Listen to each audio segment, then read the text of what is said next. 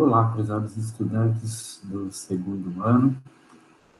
Estou iniciando mais uma gravação de uma videoaula com o objetivo de dar algumas orientações para vocês e facilitar o estudo de vocês.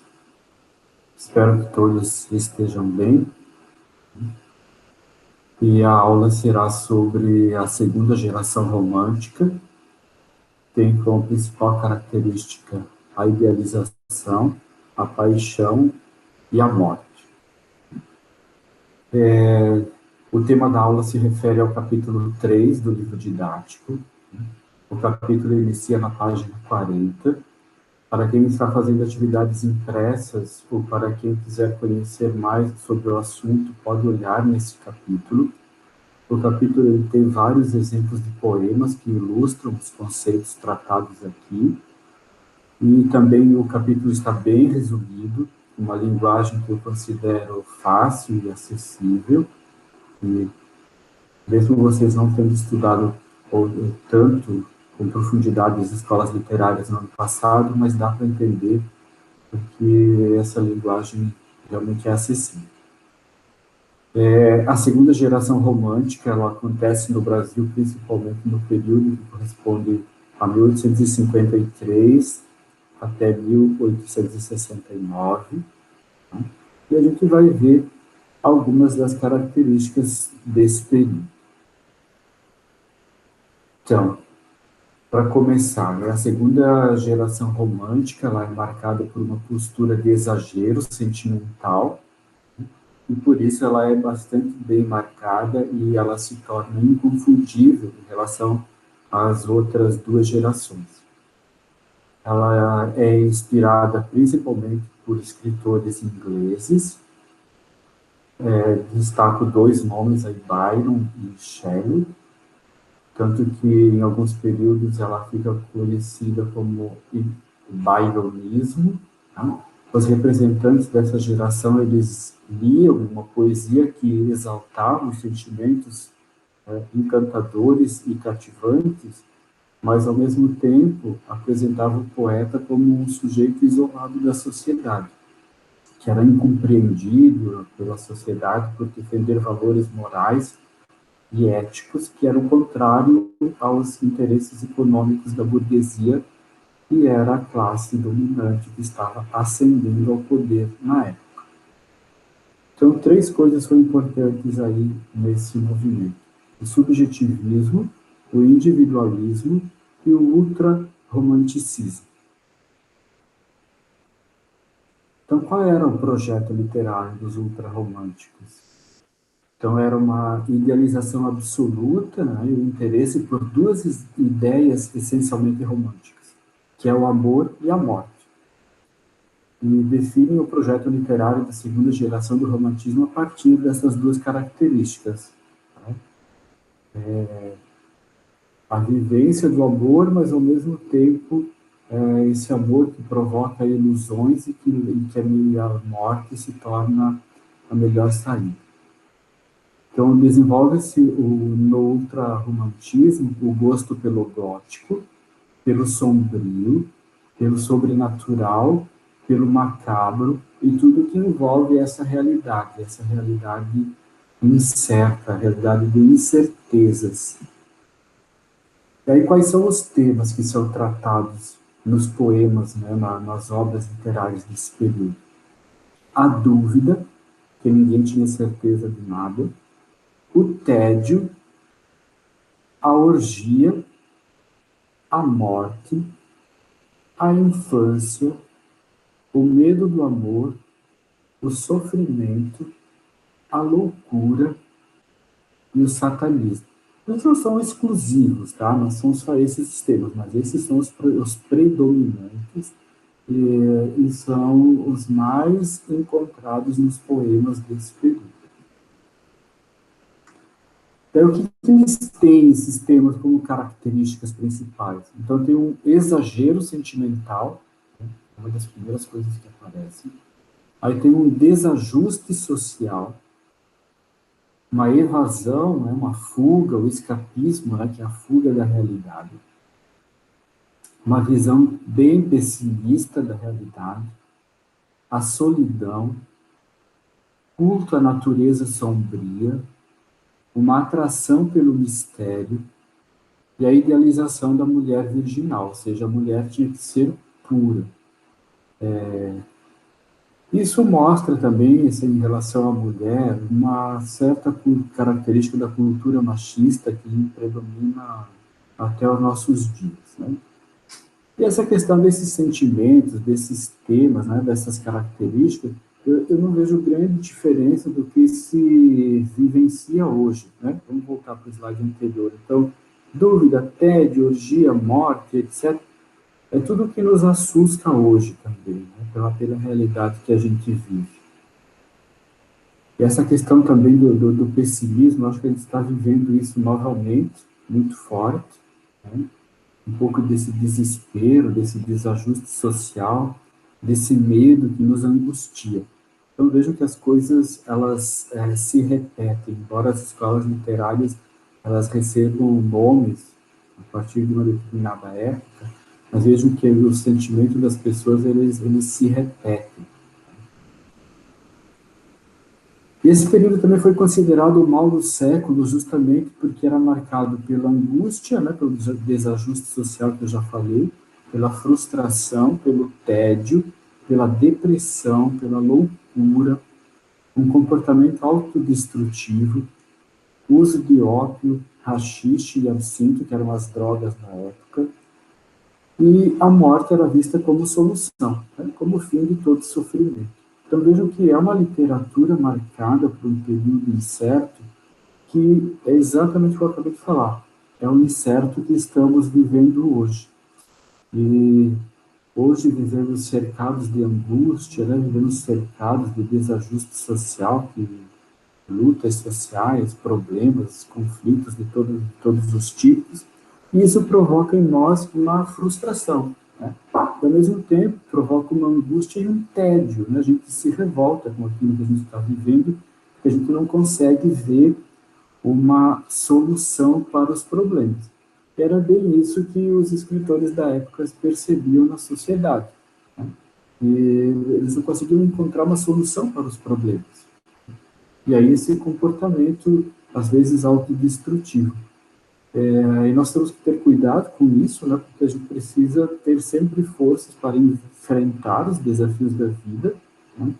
Hoje a gente não compreende mais a morte como uma solução, mas a morte também é entendida como uma fuga, né? E eu acho que a fuga não leva a nenhuma solução de problemas. E aí nós temos 4 nomes que se destacam como os principais poetas: Álvares de Azevedo, Junqueira Freire, Fagundes Varela e Casimiro de Abreu. Eu não vou entrar muito em detalhes na vida deles, porque assim, ó, a autobiografia desses autores, né, a história, as principais obras e as características, vocês podem encontrar no livro didático ou mesmo pesquisar na internet. Então, quem tem interesse em ver mais algumas características desses autores, pode ir nessas fontes aí. Eu apenas vou fazer a leitura de um poema intitulado Morte, Hora de Delírio, de Junqueira Freire, para ilustrar um pouco as características das quais eu falei e as características que são próprias desse período. Esse poema ele foi publicado no livro Obras Póstumas, em 1868. É um poema integrante da série Contradições Poéticas, mas ele foi publicado também em outros livros. Pensamento gentil de paz eterna. Amiga morte, vem, tu és o termo de 2 fantasmas que a existência forma, dessa alma vã e desse o corpo enfermo. Pensamento gentil de paz eterna, amiga morte vem, tu és o nada, tu és a ausência das moções da vida, do prazer que nos custa a dor passada. Pensamento gentil de paz eterna, amiga morte vem. Tu és apenas a visão mais real das que nos cercam, e nos extingues as visões terrenas. Amei-te sempre, e pertencer-te quero, para sempre também, amiga morte. Quero o chão, quero a terra, esse elemento, que não se sente dos vai-vens da sorte. Para tua hecatombe de um segundo, não falta alguém? Preenche-te a tua comigo. Leva-me à região da paz horrenda. Leva-me ao nada. Leva-me contigo. Miríadas de vermes lá me esperam, para nascer de meu fermento ainda, para nutrir-se de meu suco impuro.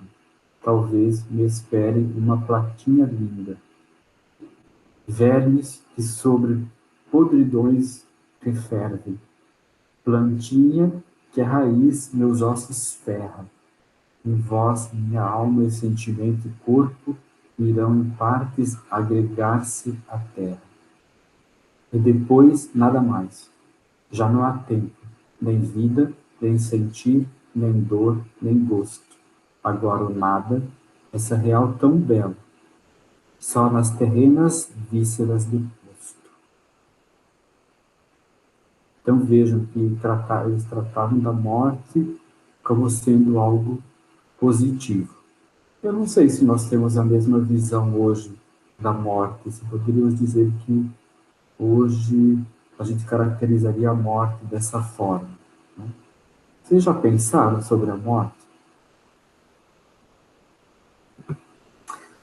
Algumas características sobre o contexto histórico daquele período, né? Então, o contexto histórico do romantismo, né, é o período entre os séculos XVIII e XIX, que compõe o processo de ascensão da burguesia, né, como uma classe dominante na sociedade, como controladora também dos domínios públicos, ou seja, da administração pública, né, porque o Brasil, em 1822, alcança aí a independência, né, e, em específico, é uma parcela significativa da juventude do século XX, né, que se encantou com a literatura ultrarromântica.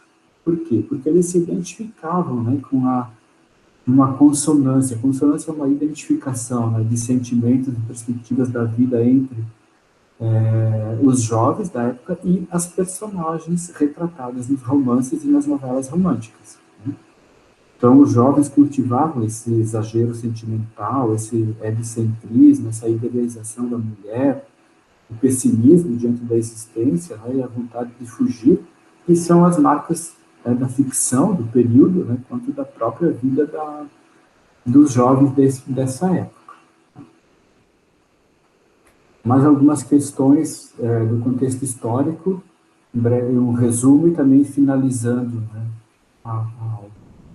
nas décadas de 1850 e 1860, né, houve uma ruptura com o idealismo exagerado em relação ao nacionalismo, né, eu falei antes em relação à independência, defendia-se até então uma questão de que o Brasil tinha que ser uma nação independente, que a literatura tinha que ser própria do Brasil, e que não tinha mais que ficar se preocupando com literatura de outros países, né?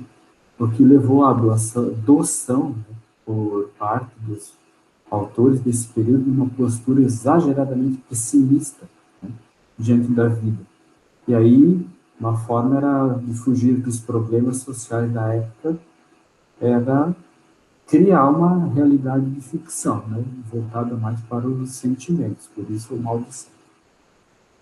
E isso se deve a um fato, né, de que os jovens desse período eles não se sentiam atraídos pelos ideais da Revolução Francesa, né, que havia ocorrido no final do século anterior, né, que defendia ideias de liberdade, igualdade e fraternidade, e optavam por mergulhar no mundo íntimo, né, tendo apego às atitudes mundanas, né, como a bebida, o vício, uma atração pela morte, como eu já falei, né. E assim como o desenvolvimento da literatura romântica na década de 1840, as produções literárias começaram, então, a apresentar maior subjetividade, ou seja, voltar-se para o mundo interior das pessoas, né, para os sentimentos e as emoções. E aí os autores dessa época também, né, eles eram indiferentes a temas como o nacionalismo e ao indianismo, que era a característica do romantismo da primeira geração, né, que defendiam essa questão do índio como herói, e apresentavam, então, uma intensificação do sentimentalismo. Então, para os apaixonados, né, uma inspiração aqui de um poema de Álvares de Azevedo, A Lagartixa. A lagartixa ao sol ardente viva, e fazendo verão o corpo espicha. O clarão de teus olhos me dá vida, tu és o sol e eu sou a lagartixa. Amo-te como o vinho e como o sono, tu és meu copo e amoroso leito. Mas teu néctar de amor jamais se esgota, travesseiro não há como teu peito. Posso agora viver para coroas, não preciso no prado colher flores. Em grinaldo melhor a minha fronte, nas rosas mais gentis de teus amores. Vale todo um harém a minha bela, em fazer-me ditoso ela capricha. Vivo ao sol de seus olhos namorados, como ao sol de verão a lagartixa. Eu vejo que há uma mistura da simplicidade da natureza, dos aspectos da natureza, e representados pela lagartixa, e os sentimentos amorosos, né, como algo especial. Então, desejo a todos bons estudos, né, e até breve nos vemos em um próximo vídeo. Espero que vocês possam também olhar, né, no livro e fazer a atividade. Vou colocar algumas questões na atividade online junto com essa vídeo.